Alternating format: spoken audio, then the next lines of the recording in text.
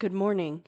Today is Tuesday, December 17th, 2024, and this is Grover Reads the News.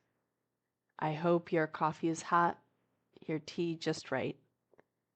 I'm wishing you and your neighbors here and around the globe safety and connection today and every day. Would you like to hear a summary of the news right now?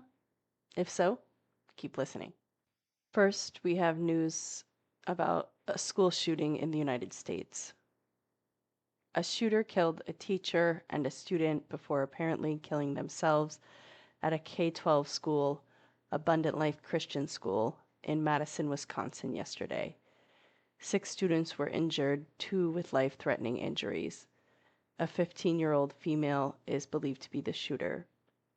CNN reports this is the 83rd school shooting this year, more than any other year, according to how they calculate school shootings.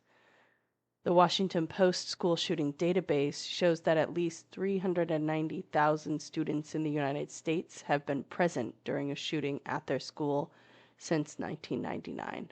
We have news about global conflict involving Israel, Gaza, Syria, and Ireland.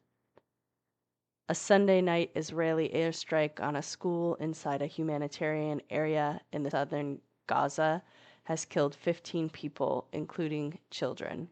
The death toll of Palestinians killed by Israel since the Hamas attack on Israel in October 2023 has now passed 45,000 people. This weekend, Israel announced $11 million to double the population of people settling in the Golan Heights, which is considered an illegal occupation of Syria's land by every country except the US and Israel. Israel's also announced it will close its embassy in Ireland because of what it calls, quote, extreme anti-Israel policies, unquote, including Ireland's support for international law, such as South Africa's case against Israel in the International Court of Justice. We have climate disaster news about the island of Mayotte. Thousands are feared dead after a devastating level 4 cyclone hit the island of Mayotte, which is located in the Indian Ocean along the southeastern coast of Africa. It is a current French colony that is the poorest region that's considered part of the European Union. It is home to more than 300,000 residents, many of whom are Muslim and live in poorly constructed, quote, shanty towns that were destroyed by the cyclone. Many migrants had come to the island from continental Africa in an attempt to access EU citizenship. Cyclone Chido tore through the southwestern Indian Ocean over the weekend, impacting northern Madagascar before rapidly intensifying and slamming Mayotte with winds above 136 miles per hour, according to France's weather service. It was the strongest storm to hit the islands in more than 90 years. We have some nature news about icebergs. An iceberg twice the size of Greater London and slightly bigger than the state of Rhode Island is on the move in the Southern Ocean after remaining static, lodged on the bottom of the ocean floor of the Weddell Sea for more than 30 years. It began to move northwards in 2020, but has been spinning like a top after it was caught in a rotating column of water in the spring. Quote, we are interested to see if it will take the same route as other large icebergs that have calved off of Antarctica, unquote. It is thought that the iceberg, called A23A, will eventually leave the Southern Ocean and enter the Atlantic Ocean, where it will encounter warmer waters and likely break up into smaller icebergs and eventually melt. Quote, it's exciting to see A23A on the move again after periods of being stuck, said Dr. Andrew Myers, an oceanographer at the British Antarctic Survey, who has co-led the Ocean Ice Project to better understand how ice sheets affect the ocean.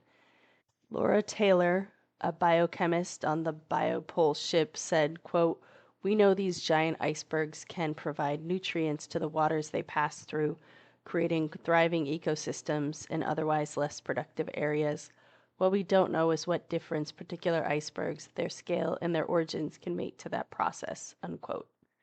Finally, we have animal news about miniature frogs. Scientists have discovered a new toad species smaller than a fingernail in a rainforest in northern Brazil. The species reaches less than 1 centimeter in length as adults and has been named Brachycephalus dancis after the conservation NGO project Dancis behind the discovery. Researchers studying smaller sized, quote, flea toads found this species to be particularly interesting because it is one of the smallest known vertebrate animals. Quote, despite being among the smallest frogs globally and the second smallest amphibian species, it exhibits skeletal traits typical of larger frogs, scientists wrote. During its evolution, it underwent what we biologists call miniaturization, which involves loss, reduction, and/or fusion of bones, as well as fewer digits and the absence of other parts of their anatomy, says Luis Felipe Toledo, a co-author of the study published in the journal PeerJ. This story was reported by Vishwan Sankaran of The Independent. Thank you for joining me to hear the news today. If you're appreciating it, please take a moment and give it 5 stars there on your app that you're listening with. Thanks to the paid subscribers over on Substack who make it possible for me to keep up this offering. If you want to join them, head over to groverootsthenews.substack.com.